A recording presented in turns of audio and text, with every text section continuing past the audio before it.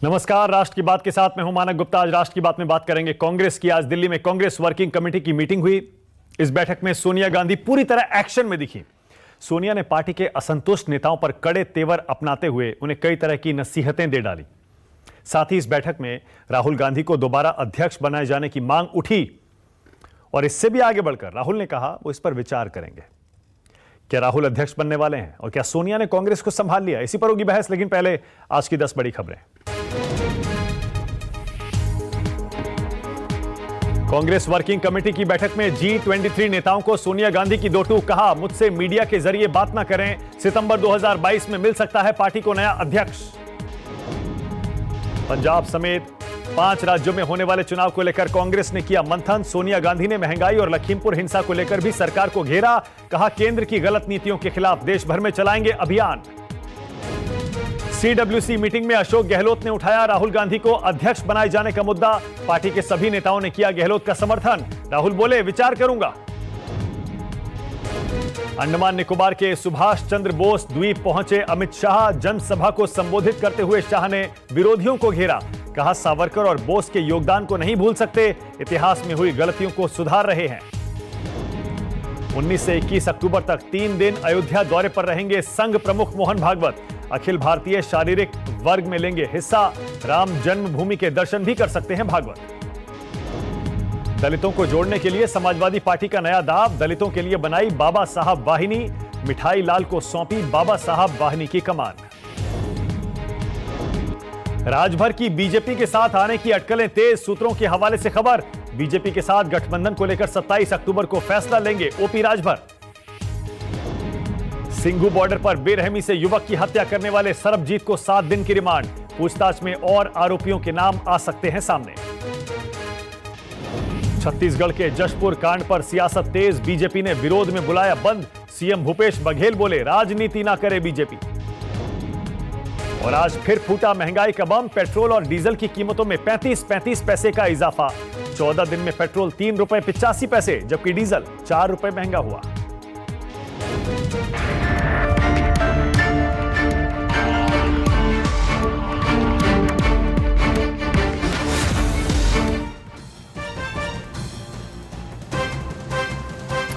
राष्ट्र की बात शुरू करते हैं। दिल्ली में आज कांग्रेस वर्किंग कमेटी की बैठक हुई। सोनिया गांधी की अध्यक्षता में हुई इस मीटिंग में किसान आंदोलन, लखीमपुर हिंसा और आने वाले सालों में विधानसभा चुनाव समेत पार्टी के अध्यक्ष के लिए चुनाव पर भी बैठक हुई, चर्चा हुई। मीटिंग में तमाम नेताओं ने राहुल गांधी को एक बार फिर से अध्यक्ष बनाने की मांग की। कई नेताओं ने राहुल गांधी से कहा, आप फिर से अध्यक्ष बनिए। तमाम नेताओं की मांग पर बड़ी खबर यह है, राहुल गांधी ने कहा है, ठीक है, हम इस पर विचार करेंगे। अब से पहले आपको याद होगा, राहुल लगातार यह कहते आए थे कि वो अध्यक्ष नहीं बनना चाहते, नहीं बनेंगे। लेकिन आज काफी अरसे के बाद राहुल बोले वो इस मांग पर विचार करेंगे। मीटिंग में कांग्रेस नेता राजीव शुक्ला भी मौजूद थे। राजीव शुक्ला ने बैठक के बाहर आकर बताया कि कैसे राहुल ने इस पर विचार करने की बात कही है। जरा सुनिए।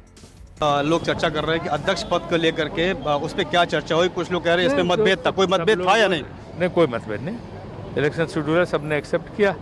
तो सारे लोगों ने कहा राहुल जी से कि आप बनिए, अभी से बनिए। तो उन्होंने कहा विचार करेंगे। कांग्रेस के वरिष्ठ नेताओं ने क्या क्या कहा, राहुल गांधी जी ने क्या क्या, सोनिया गांधी जी ने क्या क्या? विचार करने के लिए उन्होंने कहा कि आप बनिए, जिम्मेदारी लीजिए। राजस्थान से हम विचार करेंगे। राहुल गांधी जी हमारे अध्यक्ष बने, लेकिन ये उन पर छोड़ा गया है और वो जो निर्णय लेंगे उस पे उनको उनके ऊपर ही होगा। देश की चिंता, देश में इस समय इतनी खराब स्थिति है, सब लोग उसको लेकर चिंतित है। सबने वही बात की। आने वाले चुनाव को लेकर क्या बातचीत हुई? आने वाले चुनाव को लेकर के क्या हम लोग उसकी रणनीति बनाएंगे, ये बातें। अच्छी मीटिंग हुई। संगठन के चुनाव कब अगले साल होंगे सर? उसका वो है शेड्यूल है, वो शेड्यूल दे दिया गया। अगले साल तक नया अध्यक्ष बन जाएगा सर? शेड्यूल दे दिया गया है, सब अवेलेबल हो जाएगा। तो देखा आपने, एक बार फिर से राहुल गांधी का अध्यक्ष के तौर पर नाम धीरे धीरे कर सामने आ रहा है। मीटिंग में सोनिया गांधी ने कहा कि जल्द ही संगठन का चुनाव कराया जाएगा। सोनिया बोली, पूरा संगठन कांग्रेस का पुनरुद्धार चाहता है, लेकिन इसके लिए एकता और पार्टी हितों को सबसे ऊपर रखना जरूरी है। जरा सुनिए क्या बोली सोनिया गांधी। जहां तक संगठन के चुनाव का मामला है, पूरा संगठन कांग्रेस के पुनरुद्धार चाहता है।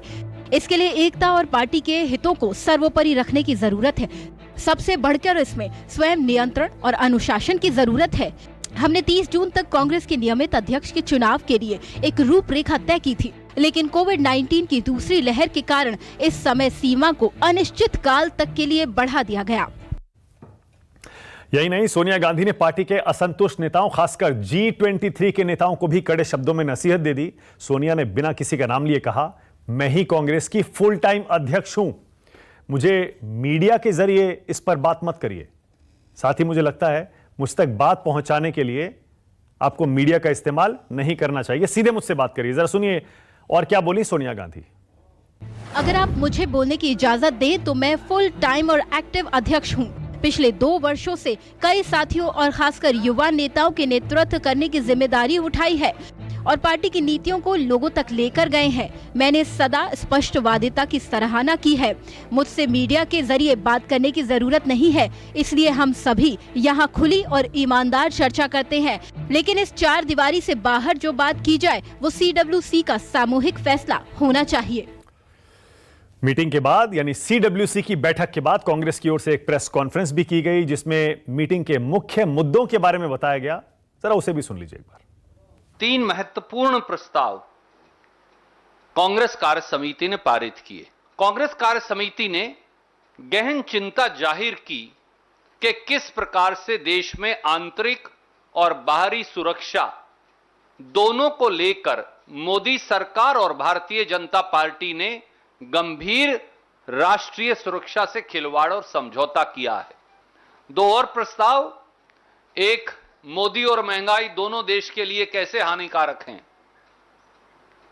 और दूसरा किस प्रकार से खेती पर, किसान पर, बगैर जमीन के खेत मजदूर पर, मंडी मजदूर पर, छोटे छोटे दुकानदार आड़ती पर किस प्रकार से एक सुनियोजित हमला बोला जा रहा है ताकि 25 लाख करोड़ का कृषि व्यापार 2 या 3 मित्रों की जेब में डाल दिया जाए और बाकी सब उनके गुलाम बन जाएं अपने खेत खलियान के अंदर। इस पर एक व्यापक प्रस्ताव कांग्रेस कार्य समिति ने पारित किया।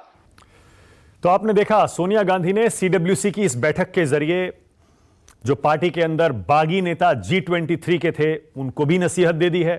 मीडिया के जरिए नहीं, मुझसे सीधे बात करिए। दूसरा यह भी कह दिया, पार्टी में नेतृत्व की कोई कमी नहीं है, मैं ही full time hands on president हूं, सारा काम संभालती हूं, किसी अहम मुद्दे को नजरअंदाज नहीं किया गया है। तीसरा, सरकार को भी फिर से घेरा, सारे अहम मुद्दों पर जो देश के बड़े मुद्दे हैं उन पर बाकायदा प्रस्ताव पारित किया गया। और चौथा, नए अध्यक्ष का रास्ता भी साफ कर दिया है। इसीलिए राष्ट्र की बात में आज हमारा सवाल बड़ा सीधा और बड़ा सिंपल सा सवाल है, क्या राहुल गांधी के अध्यक्ष बनने का रास्ता साफ हो गया है? यानी क्या राहुल एक बार फिर से कांग्रेस के अध्यक्ष बनने जा रहे हैं? और दूसरा, क्या सोनिया गांधी ने कांग्रेस के जहाज को संभाल लिया है? राष्ट्र की बात में आज मेरे साथ कांग्रेस के वरिष्ठ नेता और तेज तर्रार प्रवक्ता पवन खेड़ा आपकी टीवी स्क्रीन पे आ गए। बीजेपी की तरफ से राज्यसभा सांसद जफर इस्लाम हैं और 2 वरिष्ठ पत्रकार और राजनीतिक विश्लेषक आपकी टीवी स्क्रीन पर हैं, प्रदीप सिंह हैं और विनोद अग्निहोत्री हैं। आप सभी का स्वागत है। पवन खेड़ा मुस्कुराते नहीं है, मैंने आपकी तारीफ की, मैंने कहा तेज तर्रार प्रवक्ता हैं और युवा नेता भी हैं। पवन जी हमेशा बड़े गंभीर रहते हैं।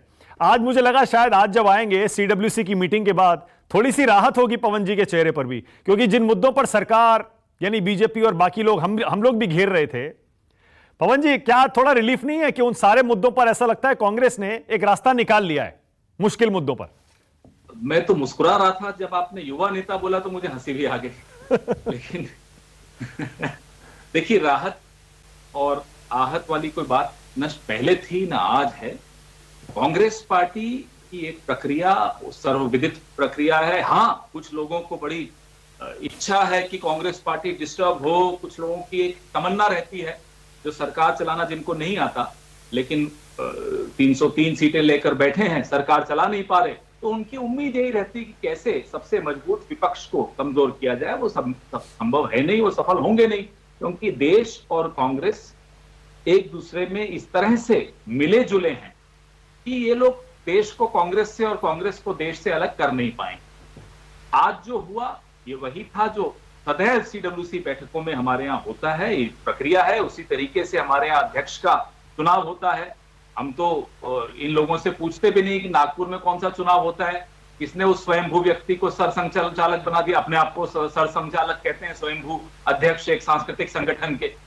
हम पूछते भी नहीं है। जो रिमोट कंट्रोल से सरकारें चलाते हैं उन पर हम टिप्पणी भी नहीं करते। लेकिन हमारे यहाँ सब कुछ सामने है, सबके सामने है, सब दिखता है। हमें नहीं मालूम नड्डा जी को किसने चुनाव करके बनाया अध्यक्ष।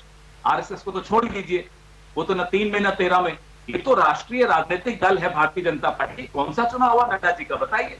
हमारे यहाँ एक सिस्टम से काम होता है, और आज का नहीं है, 135 साल पुरानी पार्टी, परंपराएं हैं उस, और हर पीढ़ी ने उस पार्टी को कुछ नया योगदान दिया है, उन परंपराओं में कुछ नया जोड़ा है।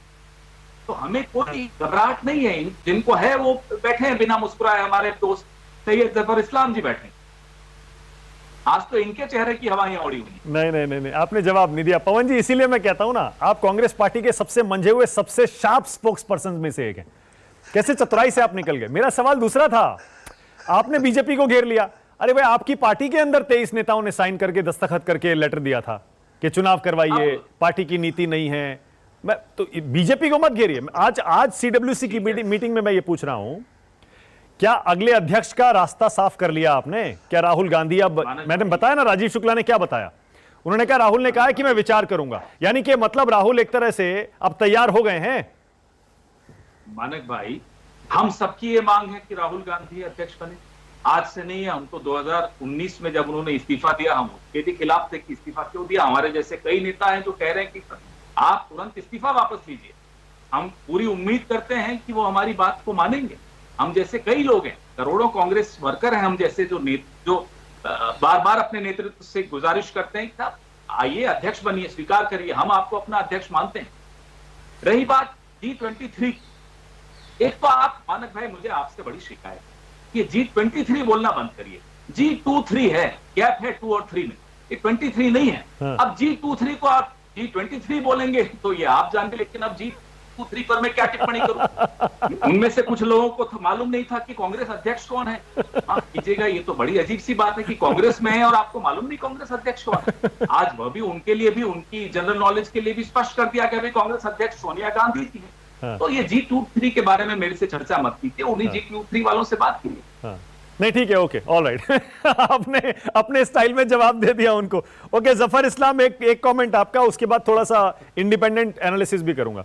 जफर इस्लाम, जो आज हमारा दूसरा सवाल है राष्ट्र की बात में, क्या सोनिया गांधी ने कांग्रेस को संभाल लिया है? मैं इसको थोड़ा सा और बड़ा करता हूं सवाल को। क्या गांधी परिवार ने कांग्रेस को संभाल लिया है? क्योंकि आप तो चाहते थे, जाहिर है हर पार्टी चाहती है कि हमारी विरोधी पार्टी कमजोर हो जाए, मजबूत ना हो पाए। ऐसा लग रहा है सारे अहम मुद्दों पर। देखिए कैसे पंजाब के क्राइसिस को सुलझाया, उसके बाद राजस्थान में जो बगावत उबल रही थी उसे भी सेटल कर लिया, छत्तीसगढ़ भी कुछ देर के लिए उबला फिर शांत हो गया। अब बाकी मुद्दों पर भी, अध्यक्ष के मुद्दे पर भी यह ऐलान कर दिया गया है कि सितंबर 2022 तक चुनाव हो जाएगा। क्लैरिटी आ रही है धीरे धीरे विपक्षी पार्टी में। जफर इस्लाम,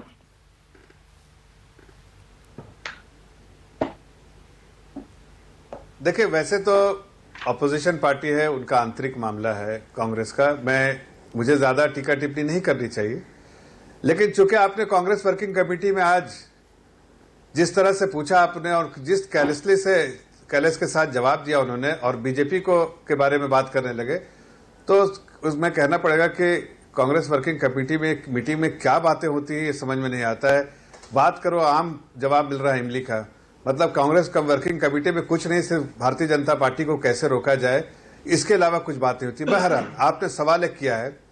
देखिए, कांग्रेस की सबसे बड़ी जो ताकत है वो उनके परिवार है, और सबसे बड़ी कमजोरी भी जो है वही परिवार भी है कांग्रेस के लिए।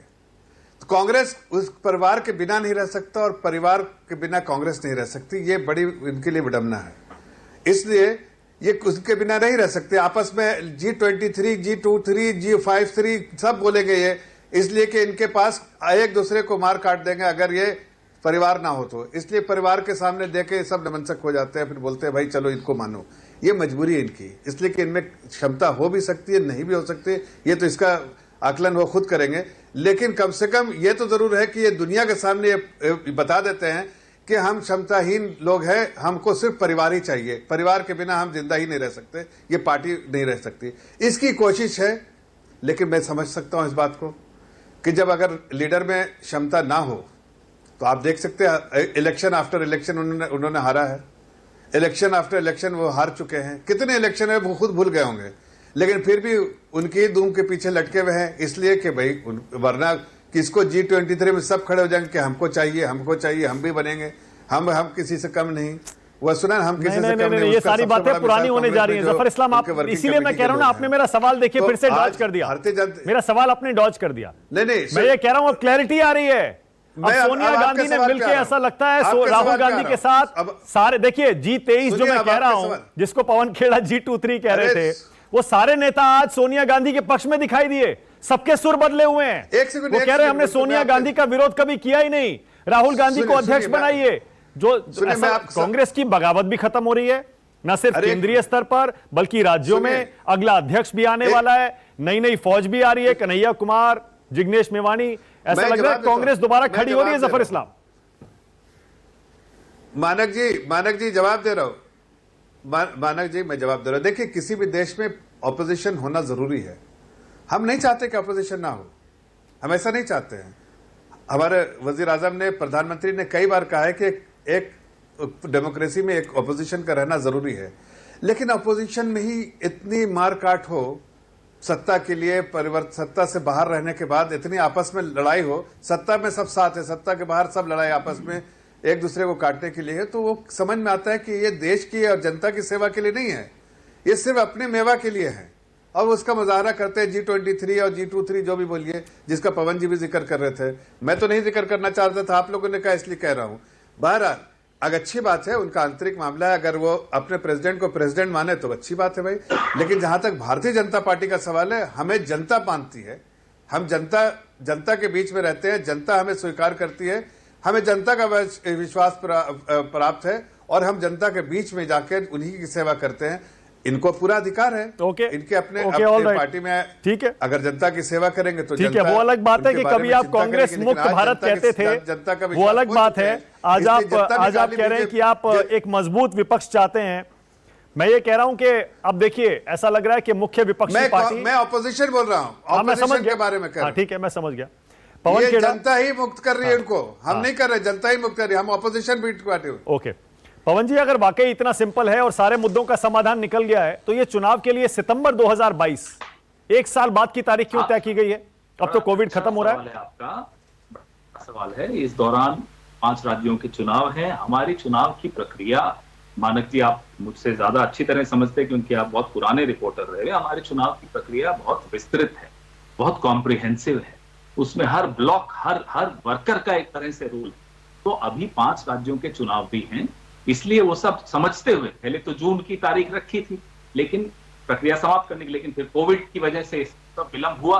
तो इसमें कोई किसी को और कुछ नहीं समझने की चेष्टा करनी चाहिए कि साहब इतना समय क्यों हमें लगता है हमारे चुनाव में। हमारे तो चुनाव होता है कम से कम, हमारे जफर भाई बने ना अध्यक्ष, कोशिश करिए ना। चुनाव होता है क्या आपके? नड्डा जी को आपने वोट दिया था कि जफर इस्लाम साहब? बोलना बड़ा आसान होता है। आपके यहाँ नेशनल एग्जीक्यूटिव में बेचारे अडवाणी जी के साथ क्या आप लोगों ने किया गोवा में, हमें नहीं मालूम। अरे दिया था, बीच में नहीं, मैं आपके बीच में नहीं दिया था मेरे भाई, दिया था मेरे भाई को मालूम है आपके यहाँ चुनाव क्या होता है, मुझे मालूम है। बीच में नहीं, मैं खाली बता रहा हूं, इनको हमारी CWC समझ में नहीं आती, नहीं समझ में आता, तो आप हमारी CWC को समझने की चेष्टा भी मत करिए, पहले देश को समझिए। हमें अभी ये बड़ी धीन हाँक रहे हैं हमारे भाई जफर इस्लाम साहब, बड़े सभ्य आदमी। CWC का मतलब बीजेपी? अरे शांत, बीजेपी के खिलाफ बोलना। मानक जी अगर बीच में बोलना अलाउड है तो मुझे नहीं, वन बाय वन या फिर एक एक करके। हाँ बोलिए। ये कहते हैं कि इन्हें जनता का आशीर्वाद मिला हुआ है, तो 70 साल में से 54 साल किसकी सरकार रही? उनको भी तो जनता के ही आशीर्वाद से ही सरकार में प्राप्ति हुई सत्ता की, या उनको जनता का आशीर्वाद नहीं था? और अगर अब आप 70 साल में कुछ नहीं हुआ तो उसी जनता को गाली देते हो, अपने ही पूर्वजों को गाली देते हो। आप तो पहले कांग्रेस में ही थे जफर साहब, तो आप अपने आप को ही गाली देते हो। वो तो आपके जो कारण थे जिस वजह से आप पार्टी से निकले, वो कारण मैं अभी सार्वजनिक नहीं करना चाहता, लेकिन चलिए वो छोड़ दीजिए, वो अलग बात है, वो मेरे आपके बीच की बात। लेकिन यह कह देना कि हम तो जनता के आशीर्वाद से आए हैं, तो हम नेहरू जी भी जनता के आशीर्वाद से, अटल जी भी जनता के आशीर्वाद से, राजीव जी भी, इंदिरा जी भी, सब जनता के आशीर्वाद से थे ना। तो ये क्या बोलते रहते हैं आप, ये बोलना बंद करिए। नहीं, एक सेकंड, नहीं पवन जी, नहीं आप उसको गलत तरीके से ले रहे हैं। जफर इस्लाम का कहना यह था कि कांग्रेस पार्टी के अंदर जो हो रहा है वो उनकी अपनी प्रॉब्लम है, हम जनता का आशीर्वाद लेके सरकार में हैं और चुनाव जीत रहे हैं, और आप अपनी अंदरूनी समस्याओं की वजह से चुनाव हार रहे हैं। वो पुरानी कांग्रेस की बात नहीं कर रहे थे, वो आज की कांग्रेस की बात कर रहे थे। कांग्रेस पार्टी जफर इस्लाम की पार्टी के लिए स्वयं में ही सबसे बड़ी प्रॉब्लम है, ये आप समझ लीजिए। सुबह से शाम तक पूरा कैबिनेट इनका अगर राहुल गांधी की मालाएं जपता रहता है तो किसी कारण से जपता है, उनकी परेशानी हमसे रहते हैं ये लोग। तो इनकी जो परेशानी है 2024 तक रहेगी, उसके बाद देखिएगा आप क्या होता। ओके, ऑल राइट, फिर इनको समझ में आएगा सरकारें कैसे चलाई जाती। Okay, all right, okay. मैंने एक छोटा सा पॉइंट, वरुण गांधी पर भी मैं कुछ बोलना चाहूंगा। कहां है ये आंतरिक लोकतंत्र? लखीमपुर खेरी का हादसा का मानक गुप्ता जी, आपने भी निंदा की, मैंने भी की, सबने की, हर सोचने समझने वाले देशवासी ने प्रदीप जी ने भी की, हमारे अग्निहोत्री जी ने भी, सबने की। लेकिन वरुण गांधी ने कर दी तो उसको नेशनल एग्जीक्यूटिव से बाहर कर दिया। ये है मेरे जफर इस्लाम साहब पार्टी का लोकतंत्र का असली हिस्सा। तो इसलिए इन्हें आपने बुलाया, बड़ा अच्छा किया, सम्मान है हमारी तरफ से भी। लेकिन लोकतंत्र पार्टी के विषय में न बोले तो ज्यादा अच्छा है, बोले तो पूछ कर बोले। पता चला इनको भी बाहर कर दिया। ओके, जफर इस्लाम को मुझे मौका देना पड़ेगा। बोलिए जफर इस्लाम, क्विक रिस्पांस, उसके बाद आ रहा हूं प्रदीप जी और विनोद जी।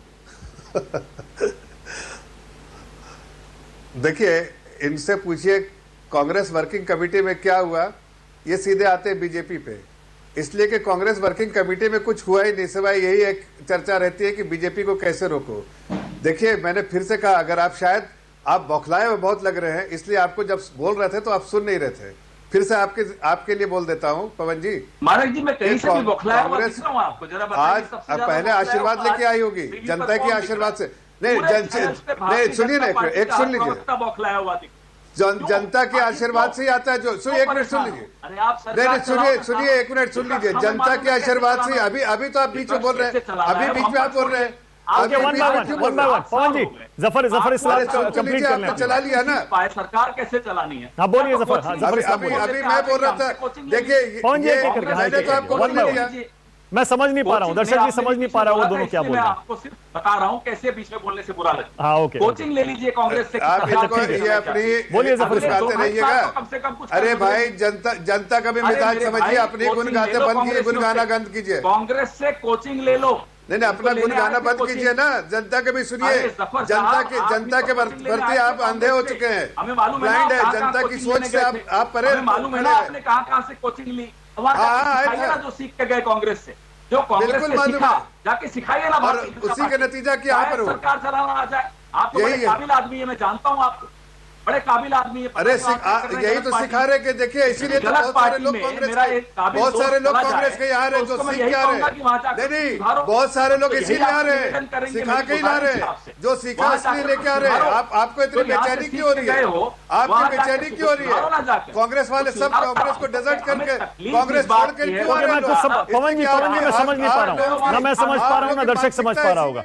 जफर इस्लाम कंप्लीट करिए, उसके बाद प्रदीप जी और विनोद जी वेट कर रहे हैं। बोलिए जफर इस्लाम, बोलिए। आप पूरे तौर से जब एक्सपोज हो जाते हैं तो आप ये इस बात की है जफर साहब। देखिए, मैं सिर्फ इतना कह रहा हूँ कि इनसे पूछ रहे कांग्रेस पार्टी में क्या हुआ, वर्किंग कमेटी में।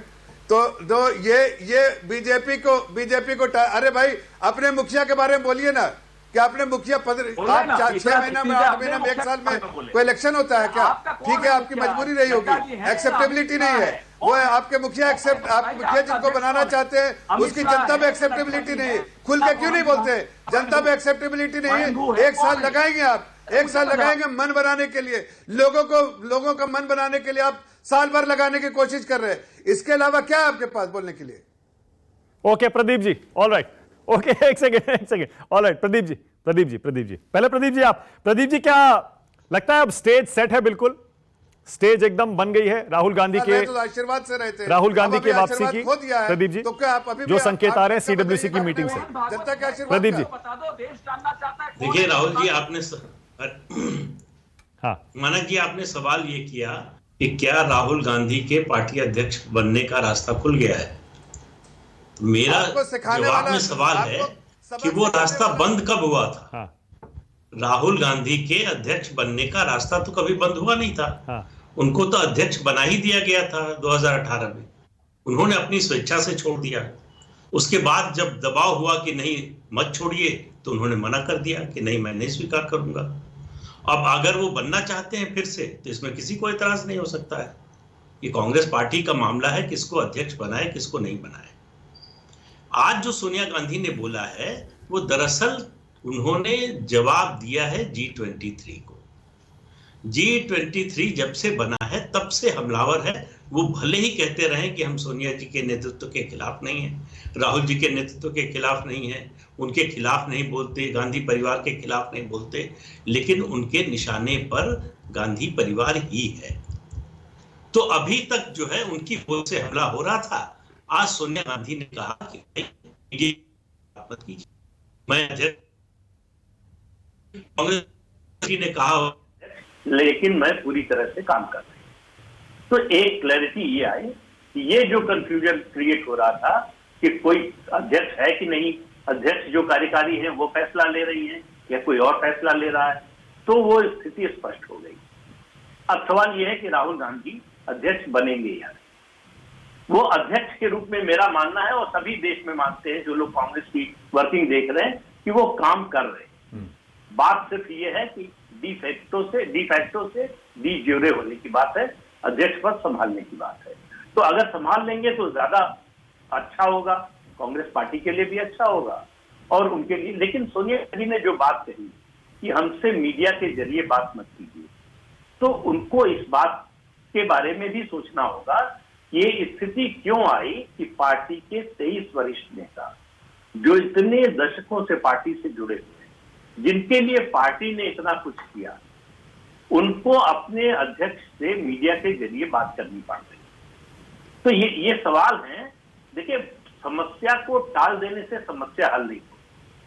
आप 1 साल टाल दीजिए चुनाव, 2 साल टाल दीजिए, उसमें ठीक है, आपका प्रोसीजर है, आप जैसे करते हैं वैसे करिए, उसमें किसी को कोई एतराज नहीं। लेकिन समस्या को हेड ऑन लेना होगा, जैसे G23 के आरोपों को आज सोनिया गांधी ने किया।